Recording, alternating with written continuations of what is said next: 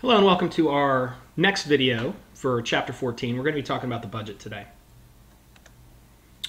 All right, so when we start talking about the budget, we're talking about federal revenue and borrowing, okay? Basically money coming in and coming out. And one way to think about this is to think about it in the way that your family operates. You know, you have a mother, father, guardian who's bringing money in, they have a job, and again, money from that job is going to be used to go ahead and balance and pay for all of the family's bills.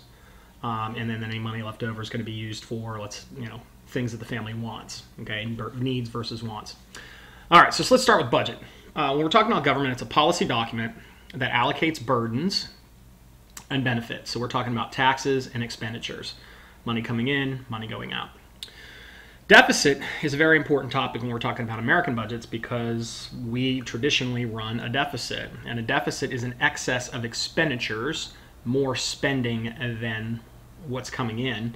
And again, a deficit generally is associated with 1 year's worth of debt. So if we're talking about a fiscal year, okay, October to September, in that fiscal year, the federal government is going to spend more money than it brings in, and there's going to be a deficit, okay, a difference, whatever's left in the red.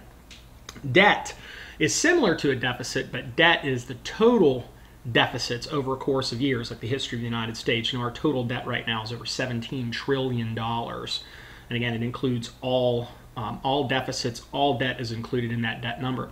If you want to take a look, you can go ahead and click that link on the PowerPoint for the U.S. debt clock.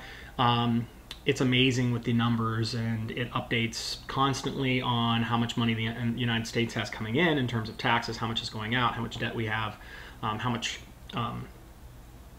personal debt each American carries. It's a really cool website, so check it out. All right, so again, expenditures, government spending. Major spending areas for our federal government is going to be social services and national defense. Those are the two biggest areas where we spend the most money. Revenues, the money coming in, are the financial resources of government.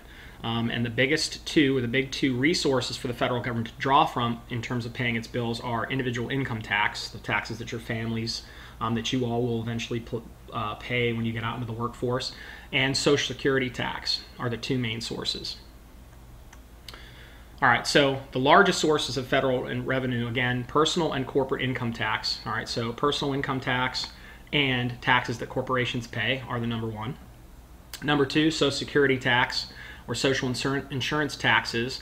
Basically, you're going to pay for Social Security, okay, and Medicare down the road for your retirement. So Social Security is paying for that retirement account when you do eventually retire, and Medicare is going to be for paying for that health insurance when you retire. So it's, again, care for the elderly.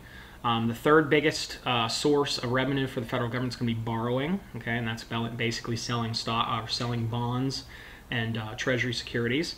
And then a smaller version, which used to be the main source of revenue for the federal government, is going to be excise taxes, okay, gasoline, specific imports, all right, etc.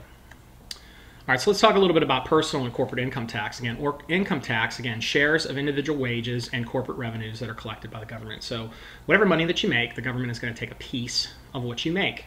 In our system, it's progressive, which means it's a progressive system in the idea that the more money that you make, the more tax that you're going to pay. The highest tax rates here in the United States are in the 30% range. All right, and basically when you break it down in terms of the money coming into the federal government, about 12 cents of every dollar that the government spends comes from corporate income tax, and about 44 cents of every dollar come from individual income tax. So as you can see, the individual taxes paid by Americans are a much larger piece of what the federal government uses to pay its bills. Corporate tax used to be a much larger share in the United States, but over time, the corporate tax rate has actually gone down, and individual income tax has become a much greater piece of the pie. The 16th Amendment is what authorized the government or Congress to levy income tax. Again, the 16th Amendment occurs at a time when we're in transition into the 20th century, much larger spending as we headed towards World War, or we're working our way through World War I, and the Great Depression, and World War II, and the Cold War. All right, so it was a way that the government could expand its revenue. All right, Social Security taxes, that's another big component here. Both employers who you work for and you pay both Social Security and Medicare taxes. So employees and employers pay 6.2%. So 12.4% of your pay is paid into a Social Security account every time you get paid. And that's up to the first $106,000 that you make. All right, once you hit $106,000, they've taken their cut out of that. You stop paying Social Security tax. For Medicare, you pay 1.45%, and your employer pays 1.45% for a little less than 3%. So in total, you have about 15% of your income, 15% of whatever you're being paid, being put into a Social Security account and paying for your Medicare. So they're paying for your retirement account, and they're paying for your medical expenses. Government pays, or your employer pays half, you pay the other half. And that's a must. You must. There is no choice when you're working for an employer and you're an employee. You have to pay those two taxes. All right, so the third one here is borrowing. Again, this is the one that you hear a lot about in terms of deficits and debt and borrowing. Treasury Department sells bonds when the federal government needs to borrow money to help pay its bills. When the government borrows money, it issues debt. Okay, this means when the government sells its marketable securities like T-bills, T-notes, and savings bonds, they can sell all of these items to other government agencies. They can sell them to individuals. They can sell them to businesses. They can sell them to state and local governments. They can sell them to people, businesses, and other countries. So again, foreign countries do own some of the United States debt. Those companies are buying into American debt. All right, and what happens is they buy into that debt, and eventually the federal government is going to pay them back over time with a little bit of interest. All right, so a little bit of extra. All right. So again, it's just like borrowing for anything else. It's not like the United States government can go and take out a loan from a bank. They basically going to borrow. Again, they can borrow from themselves. They can borrow from other agencies. They can borrow from individuals or businesses. They can borrow from state and local governments, and they can go abroad to borrow. All right, taxes and public policy. Again, tax expenditures.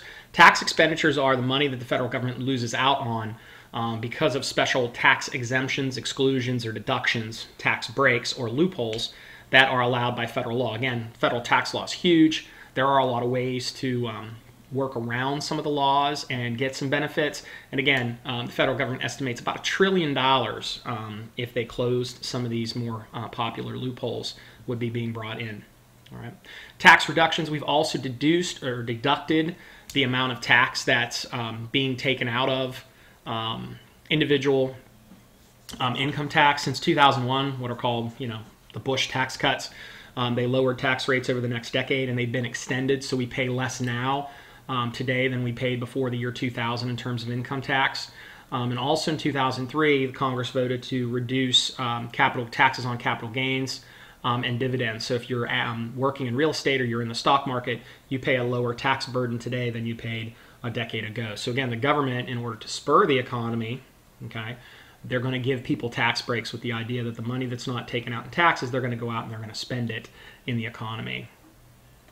All right, big governments and big budgets. Budgets are necessary to pay for big governments. People love services. In the 50s and 60s, again, the big chunk of spending was on the Department of Defense. Again, we were in the midst of that race for space and escalation of the Cold War. And again, about more than half of the federal budget was made up of defense spending. Now the budget, again, defense gets about 1/6 of all federal expenditures. That's grown a little bit over the course of the last decade with the two wars in Iraq and Afghanistan, but it again is beginning to shrink since our pullout in Iraq. You're seeing it begin to shrink, so 1/6 is a pretty good number. And again, one of the main reasons why our government has continued to expand since World War II has been this spending on defense and national security, and 9/11 was another factor in that in recent years. We also, again, with the growth of the baby boomers, have become very, very invested in the social service state through Social Security and Medicare. The biggest chunk of the federal budget now goes towards what are called income security programs, and Social Security is the #1 spender. It includes disability benefits. We'll talk more about Social Security in a later video, but not only is it retirement income, but it also is includes disability benefits and Medicare. And all of these factors rolled together, the idea of the baby boom and more people living longer, and there's a larger group of people, have put in a tremendous stress on these systems. And again, they will eventually fail. This is another reason for government growth. Again, President Bush also added a prescription drug plan into Social Security and Medicare, which was another huge government program. All right, when we talk about budgets in the national government, a lot of the times from year to year, we're talking about incrementalism. This is the budget process where last year's budget is kind of like a start point, and then each year the budget is going to grow by a little amount. This is called an increment. All right, again, most agencies can be very safe in assuming they'll get at least the budget they had last year with a tiny little bit more. And that's incrementalism, and that's been kind of the way of budgeting in the United States government for a very long time. Again, you can see how this leads to growing or a much larger government over time. All right, uncontrollable expenditures. That's the last point we're going to talk about here in this video. These are expenditures that are determined by eligible beneficiaries for a program and or by previous obligation, and they're not really easily controllable. Okay, so that's why they're called uncontrollable expenditures. These are promises that the government makes, and we're not exactly sure how many beneficiaries are going to be drawing out of that pot, and they're very difficult to forecast. Social Security is a great example of an uncontrollable expenditure. All right, so it's a very, very difficult situation for the government knowing who's going to be pulling out of that pot at any one time. And again, the key point here is entitlement. Okay, an entitlement is something Congress has decided or obligated. I'm going to pay this amount of money to this number of recipients over time. Social Security is that example. All right, so for whatever money you put into Social Security over time, when you reach retirement age, which is 67 in my case, you can begin to draw your Social Security benefits. I am promised a specific amount of money when I retire at 67. Very difficult for the government to keep a handle on whether I decide to retire at 67 or keep working, and how many people are in the system and how many people are still alive. You can see that it's very complicated. All right, and another big draw on the budget. All right, that's it for the video portion of this lesson. You will be spending some time in class taking a look at how the President and Congress put the budget together. Thank you for joining us.